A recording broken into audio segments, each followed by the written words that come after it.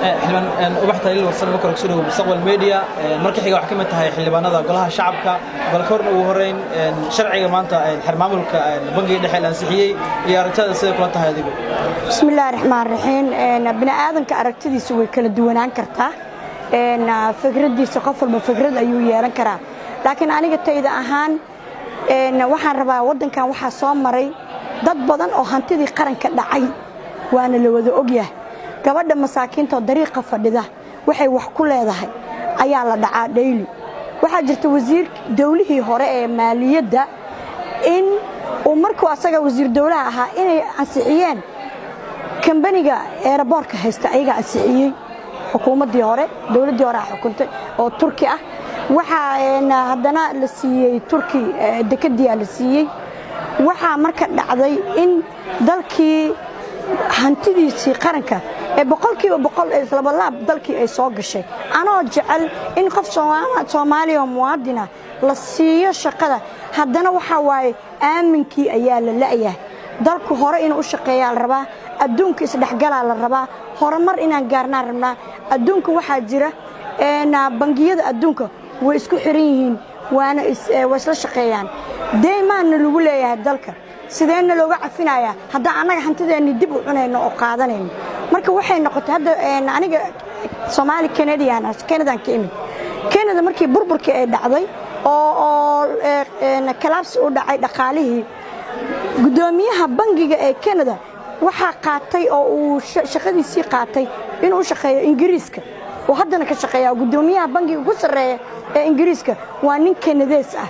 oo dalka waxa la rabaa ninka fiican ama qofka horumarka gaarsiin kara dalka waa la ogyahay Canada ma ay dhicin collapse marka dhicay markay Europe iyo Mareykanka iyo meelo kale ay ka dhacday dhaqaalahooda in hoos u dhaco Canada ma u dhicin waayo ninkaas ayaa gaarsiiyay meel sare dhaqaalihiis saasay noqotay in CBDgiisii la qaato oo la geeyo asagoo Canadian ah in soo la geeyo Ingiriiska horta adduunka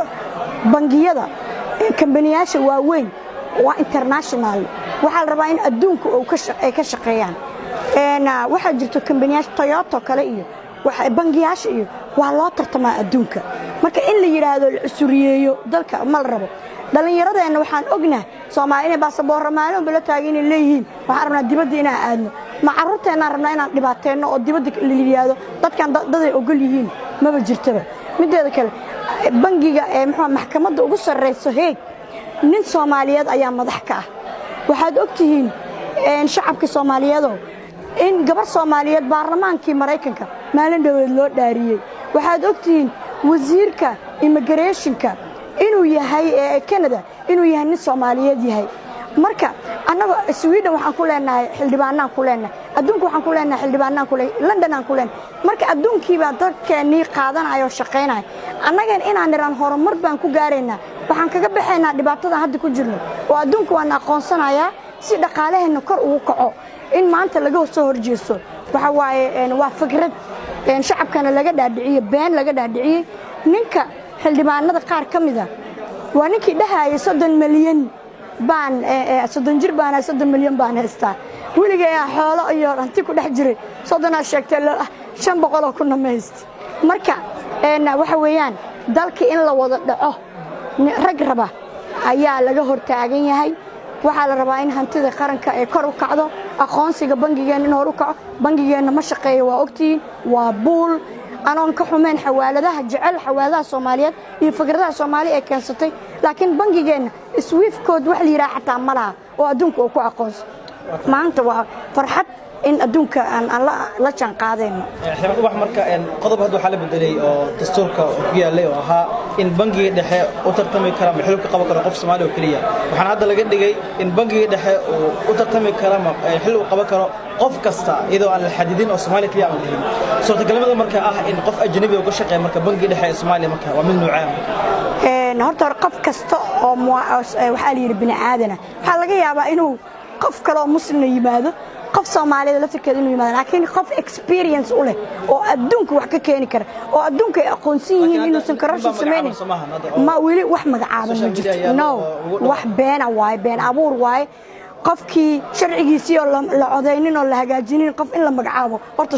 shaqo xumo waaye mucaaradka hadalkiisan in la qaado ma aha Soomaaliya mucaarad jaceelka ha laga daayo muxaafada loo baahan yahay dalka inuu shaqeeyo u baahan yahay shaqo in la qabtaa loo baahan yahay inaan nolol yeelno u baahan dhalinyarada in horumaraan rabno xilman wax marka qofkan salahaan ka taada u tartamaya bangiga dhaxadii sale ajnabi ku guuleyso kale ma dhalashiisa ku shaqeynaya oo dalkiisa ay mise dhalasho Soomaaliya la siinaya qofka waa la gaari doonaa wax walba step bay leedahay stepkaas waa gaari doonaa hadii la yiraahdo waa tahay rayga marka maxay kula tahay marka ay suurto galmada marka hadii bangigan qof ajnabi loo dhiibo horumarinta bangigan iyo sida mataqaan Soomaaliya isku dili karta dhankii maaliyadda maxaa kula muuqata adiga gabadha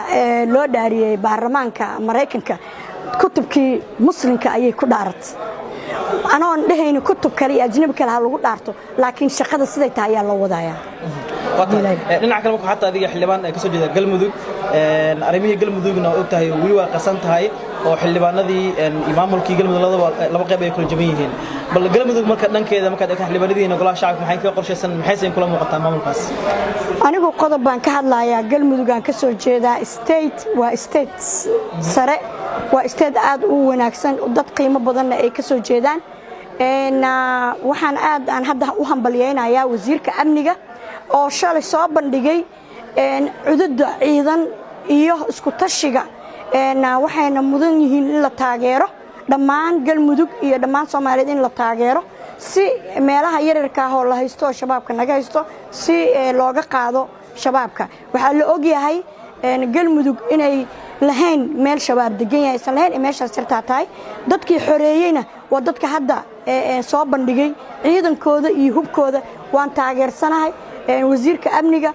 galmudug waxaan leeyahay hore u soco shaqo wanaagsan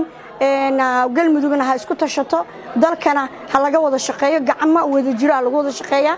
marka insha Allah ciidudiina marka kaashataan ayaa ummadda kalena wax noo qaban kartaa xildhibaan marka waxa la sheegay xildhibaanadiina ka soo jeeda galmudug state in faraginaad ku heesana badi waxa la sheegay xildhibaanada labada dhinac ay u kala qaybsameen oo maamulka galmudug u kala jaban yahay taa ma jirtaa marka xildhibaanadiina aad kala jabteen adiga xitaa labada dhinac kala noqoteen oo kala safateen wallahi nin maamulkiisa kala jabinaya ma jirto xildhibaanada guud ahaan markaan ka hadlaayo laakiin fikrad waa la isku diidi karaa qof walba si loo soo doortay ayuu ku shaqeeyaa ani shacabkayga iyo odayaasha dhaqanka ay soo doortay gobolkayga oo laga jecel yahay laga soo doortay laakiin qofkii si been ay qoloc ku soo galo meelii tagi karin waxaan leeyahay karaa maba tagi kar waa inuu mucaarada meesha marka mucaaradna uma baahno galmudug insha Allah horay u soconaysaa wata galmudug ka dad horumaradii